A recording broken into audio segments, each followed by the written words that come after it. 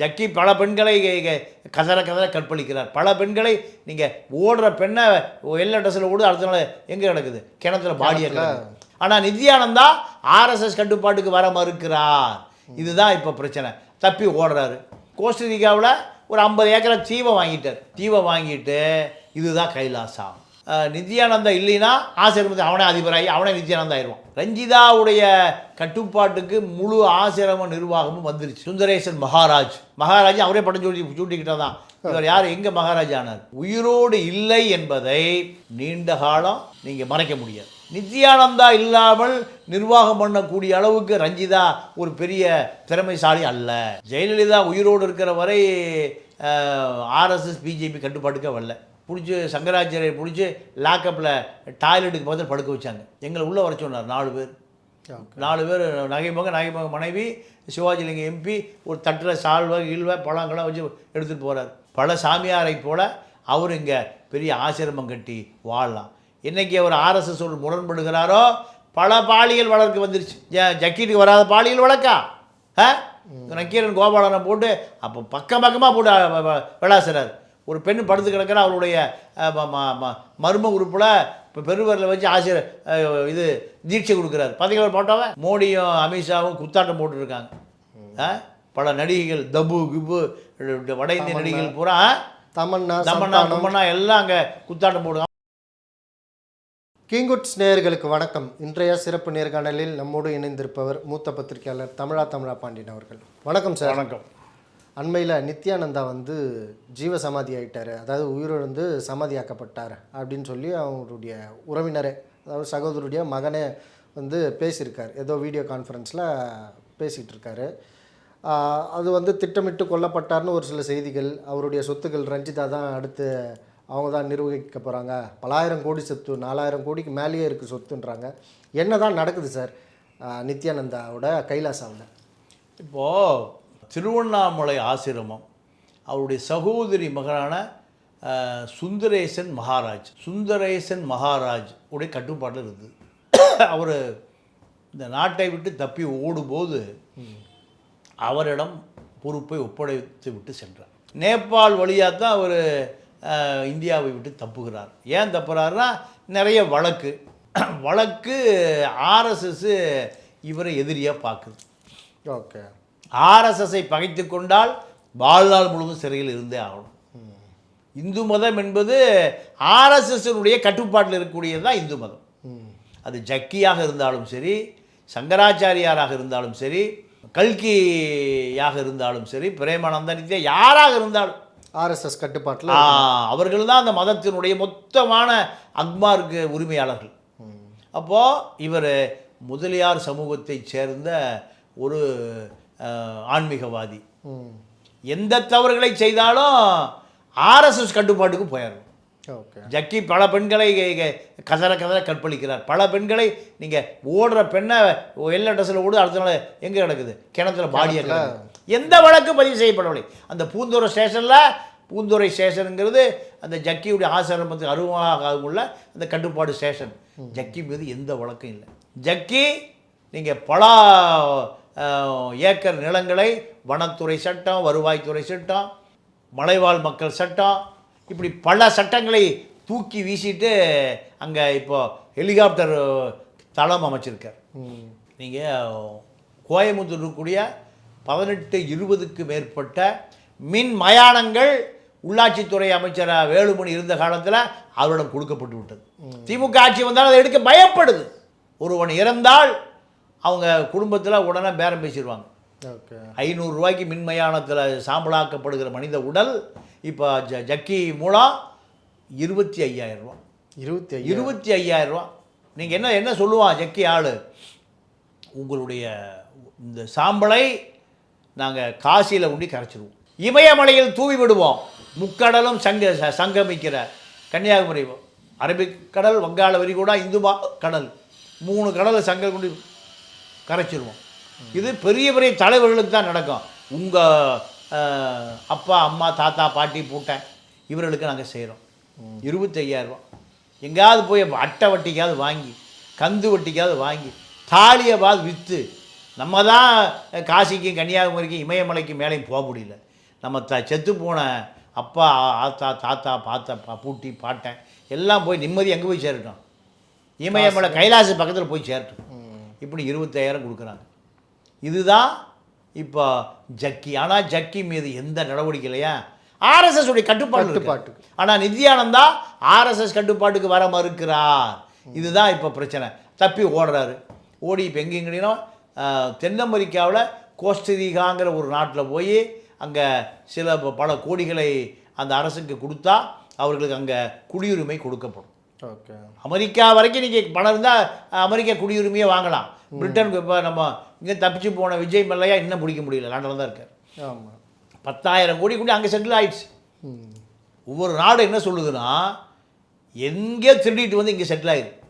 ஆனால் எங்கள் நாட்டு சட்டப்படி எந்த சின்ன தப்பு பண்ணக்கூடாது. இப்படி தான். அப்போ கோஸ்டரிகாவில் போய் ஒரு தீவு இப்போ நம்ம ஒரு 50 ஏக்கர் நிலம் வாங்கலாம், எங்கே வேணாலும் வாங்கலாம். போய் ஊட்டி போனீங்கன்னா எஸ்டேட் வாங்கலாம் 100 ஏக்கர். பணம் இருந்தால் வாங்கலாம். அதே போல் கோஸ்டரிகாவில் ஒரு 50 ஏக்கரை தீவை வாங்கிட்டார். ஓகே, தீவை வாங்கிட்டு இதுதான் கைலாசா. அந்த நாடு சின்ன விமான நிலையம்.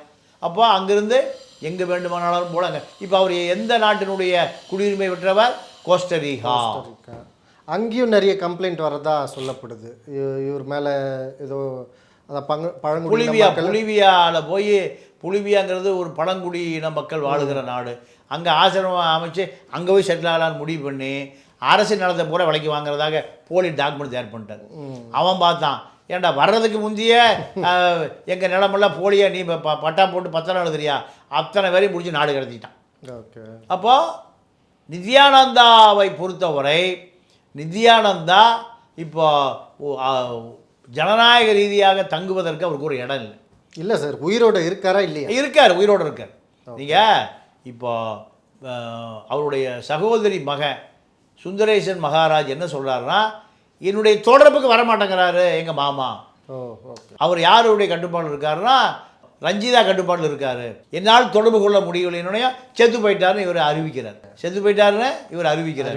அவர் சொல்கிறார், நான் செத்து போனதாக பல பேர் செய்தி ஓடிட்டுருக்கு, நான் உயிரோடு தான் இருக்குன்னு அவர் ஒரு வீடியோ போடுறார். இல்லை சார், அந்த வீடியோ கூட ஒரு ஆர்டிஃபிஷியல் இன்டெலிஜென்ட் ஏஐ வந்து ரெடி பண்ணி அப்படி பண்ணி போட்டது தான். அவர் உயிரோடு இல்லை, எப்பயோ அவர் சமாதியாக்கப்பட்டாருன்ட்டுலாம் சொல்கிறது எந்த அளவுக்கு நம்ம எப்படி நம்புறது? இல்லைப்பா, நீங்கள் நீண்ட நாள் இந்த மரணத்தை உண்மையாக்க முடியாது. ஓகே, நீங்கள் எத்தனை நாள் இந்த ஏஐ தொழில்நுட்பத்தை பயன்படுத்தி இந்த கட்டுப்பாடோடு வச்சுருக்க முடியாது ரஞ்சிதாவால். இப்போ அவருக்கு ஏறக்குறைய உலகம் முழுக்க ஆசிரியம் இருக்குது. ஆமாம், உலகம் முழுக்க ஆட்கள் இருக்கான். அந்த ஆட்கள் வந்து அந்த ஆசிரமத்தை தன்னுடைய கட்டுப்பாட்டில் வச்சுருக்கான். அத்தனை பேரும் நித்யானந்தா இல்லைன்னா ஆசிரமத்தை அவனே அதிபராகி அவனே நித்யானந்தா ஆயிடுவான்.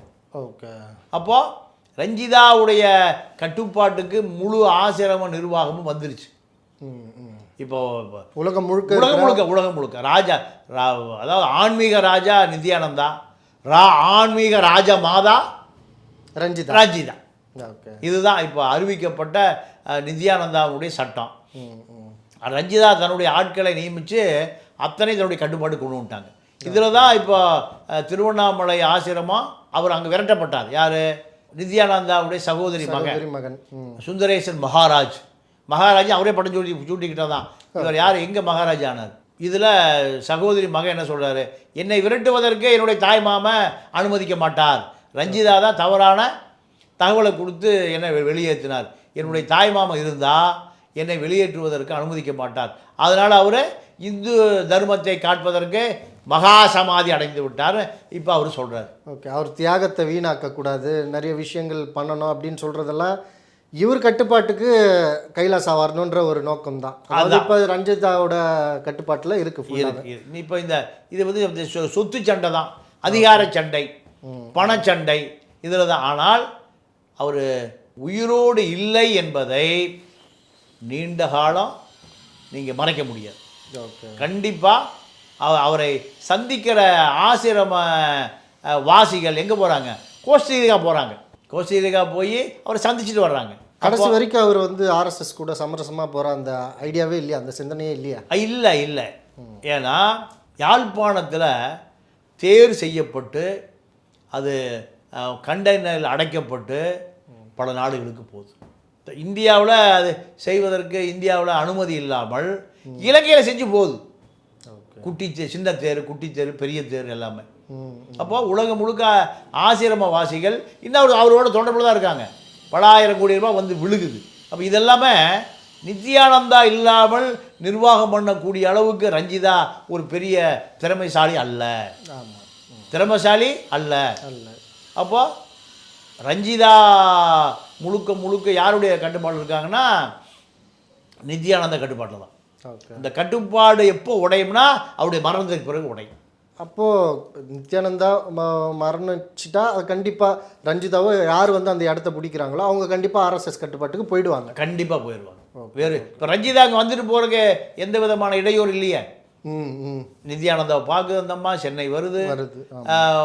அப்போ இது எல்லாமே வந்து மத்திய உளவுத்துறை ஐபிக்கு தெரியும், ஆர்எஸ்எஸ்க்கு தெரியும். ஓகே.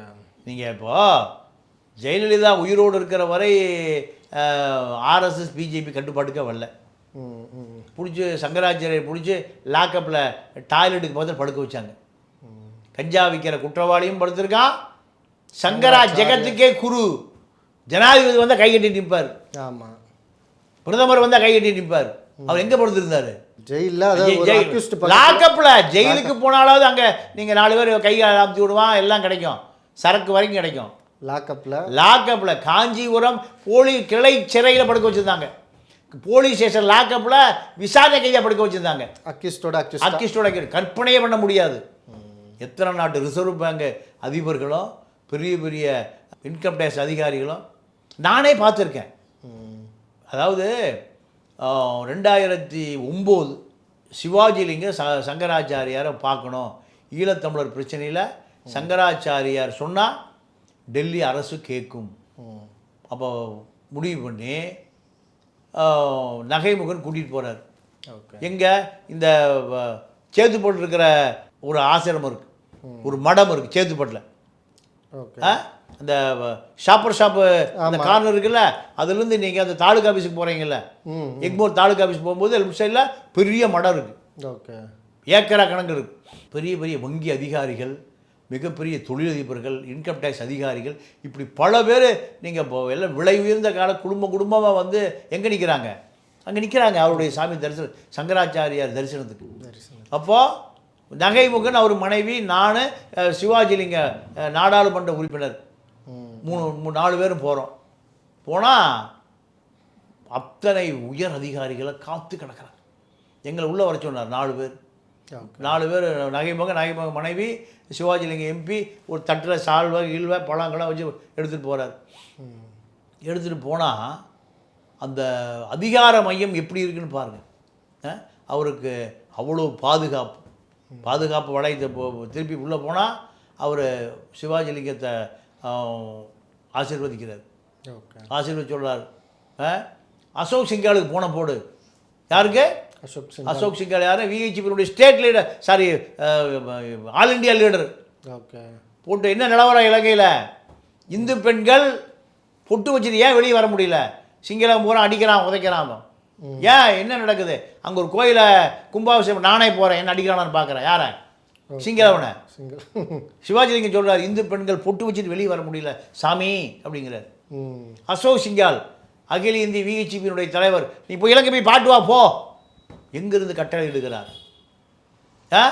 சென்னை சேத்துப்பட்டு மடத்திலிருந்து இலங்கையை போய் பாட்டுவா. அப்போது இதுதான் ஆர்எஸ்எஸ்னுடைய அதிகார மையம். இந்த அதிகார மையத்துக்குள்ள நித்யானந்தா வர மறுத்த பிறகுதான் தப்பி ஓட வேண்டிய நிலைமைக்கு வந்தது. இந்த ஆர்எஸ்எஸ் பீடத்தோடு அனுசரித்து போயிருந்தால் ஜக்கியை போல, ஸ்ரீ ரவிசங்கரை போல, கல்கி சாமியாரை போல, பல சாமியாரை போல அவர் இங்கே பெரிய ஆசிரமம் கட்டி வாழலாம். இன்றைக்கி அவர் ஆர்எஸ்எஸோடு முரண்படுகிறாரோ பல பாலியல் வழக்கு வந்துருச்சு. ஜக்கீட்டுக்கு வராத பாலியல் வழக்கா? நக்கீரன் கோபாலனை போட்டு அப்போ பக்கமாக போட்டு விளாசுறார். ஒரு பெண் படுத்து கிடக்கிற அவருடைய மர்ம உறுப்பில் இப்போ பெருவரில் வச்சு இது தீட்சை கொடுக்குறாரு. பார்த்தீங்களா போட்டோவன்? ஆமாம். அப்போ எத்தனை வழக்கு அவர் மேலே போடுவது? பல பெண்கள் கதற கதற அங்கே கற்பழிக்கப்பட்டிருக்கிறார்கள். அவர் பெற்ற தாயே சொல்கிறாங்க கொலை எதுவும் நடக்கலையா, கொலை, நில ஆக்கிரமிப்பு, எதுவுமே சட்டவிரோதமா நடக்கல. எல்லாமே நடக்குது. அங்கே மோடியும் அமித்ஷாவும் குத்தாட்டம் போட்டுருக்காங்க. பல நடிகைகள் தபு கிபு வட இந்திய நடிகைகள் பூரா தமன்னா தமன்னா எல்லாம் அங்கே குத்தாட்டம் போடுங்க. அப்போ மாநில அரசு பயந்து அஞ்சு நடுங்குது ஆர்எஸ்எஸ்ஸை பார்த்து. ஆனால் நித்யானந்தா அவர் பார்ப்பனர் அல்லாத ஒரு சாமியார் தப்பி ஓடுகிறார். அதுதான் இந்து மதம், அதுதான் நித்யானந்தா பிரேமானந்தா பல நந்தாக்களை காக்கிற மதம். பகைத்து கொண்டால் அது ஏய்க்கிற மதம். அதுதான். மிக்க நன்றி சார். நன்றி, வணக்கம்.